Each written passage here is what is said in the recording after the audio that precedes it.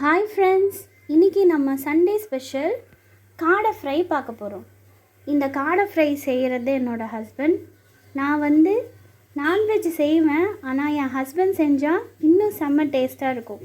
So தேவையான பொருட்கள்: medium size 2 onion எடுத்து ஸ்லைஸ் பண்ணி வச்சிட்டோம், ஒரு green chilli, tomato medium size 2 tomato எடுத்துக்கிறோம்.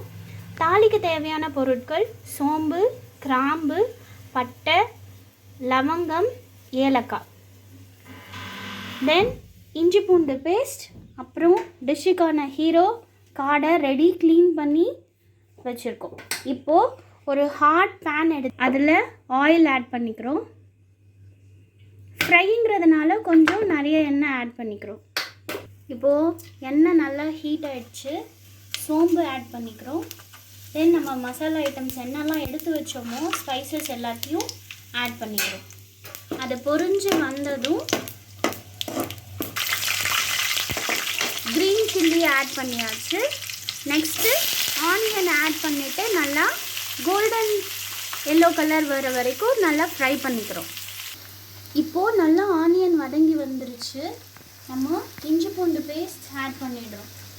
2 ஸ்பூன்ஸ் ஆட் பண்ணுறோம், 2 டேபிள் ஸ்பூன்ஸ் இஞ்சி பூண்டு பேஸ்ட் போட்டு நல்லா வதக்கிட்டோம். இப்போது டொமேட்டோஸ் ஆட் பண்ணிக்கிறோம்.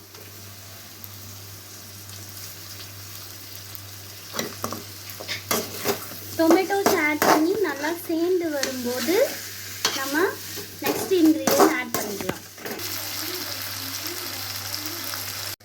இப்போது நல்லா வதங்கி வந்துருச்சு. இந்த சமயத்தில் நம்ம காடையை ஆட் பண்ணுறோம்.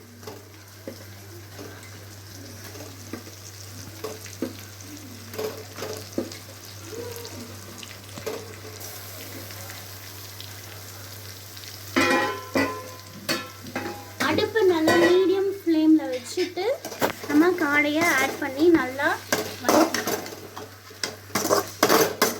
இப்போது ராக் சால்ட் ஆட் பண்ணுறோம். காரத்துக்கு தேவையான மிளகாய்த்தூள்,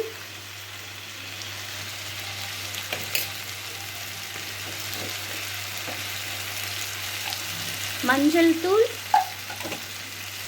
இப்போது வெறும் மிளகாய்த்தூள் ஆட் பண்ணுறோம்.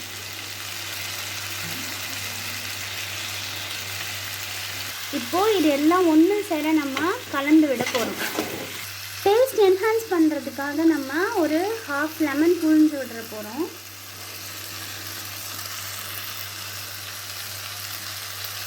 அப்படி இல்லைன்னா நம்ம கர்டு கூட ஆட் பண்ணிக்கலாம். காடை நல்லா வேகிறதுக்கு நம்ம தேவையான அளவுக்கு தண்ணி மட்டும் ஆட் பண்ணிக்கிறோம். ஆட் பண்ணி இது நல்லா எண்ணெய் பிரிஞ்சு வர அளவுக்கு சுண்டி இருக்கும்போது நம்மளோட காடை ஃப்ரை ரெடி ஆகிடும். நல்லா கொதித்து வரும்போது நம்ம உப்பு காரம் எல்லாத்தையுமே செக் பண்ணிவிட்டு வேணும்னா இந்த சமயத்தில் ஆட் பண்ணிக்கிட்டோன்னா நம்மளோட காடையில் நல்லா ஏறிடும். உப்பு காரம் எல்லாமே கரெக்டாக இருக்கும். நல்லா சுண்டி வந்துருச்சு பாருங்கள். எங்கள் வீட்டில் தொக்கு வச்சு சாப்பிட்ற பழக்கம் இருக்குது. அதனால் இன்னும் கொஞ்சம் சுண்டினதும் நான் இதை ஆஃப் பண்ணிடுவேன்.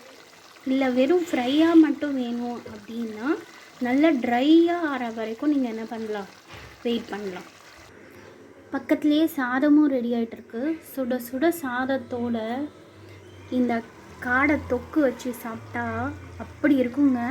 இந்த குளிர் சமயத்தில் லாஸ்ட்டாக பெப்பர் நல்லா தூவிட்டு பசங்களுக்கு கொடுத்து பாருங்கள், சளி எல்லாம் பறந்து போயிடும். நம்ம காடை தொக்கு சூப்பராக ரெடி ஆகிடுச்சு. இப்போ கடைசியாக ஒரு ஃபைனல் டச், பெப்பர் ஒரு ஸ்பூன் நல்லா பரவலாக ஆட் பண்ணி நம்ம மிக்ஸ் பண்ணிவிட்டு சாதத்தோடு வச்சு சாப்பிட்டோன்னு வைங்க, அப்படி இருக்கும். இந்த மாதிரி வீடியோஸ் பார்க்க கண்டிப்பாக இந்த சேனலை சப்ஸ்கிரைப் பண்ணிக்கோங்க. உங்களுக்கு ரைஸோட இந்த கிரேவி வச்சு காமிக்கிறேன், பார்க்கும்போதே சாப்பிடணும் போல் தோணும் பாருங்கள். சுட சுட ஆவி பறக்க சாதத்தோட நம்மளோட காடை தொக்கு ரெடி. வாங்க சாப்பிடலாம். Thank you friends.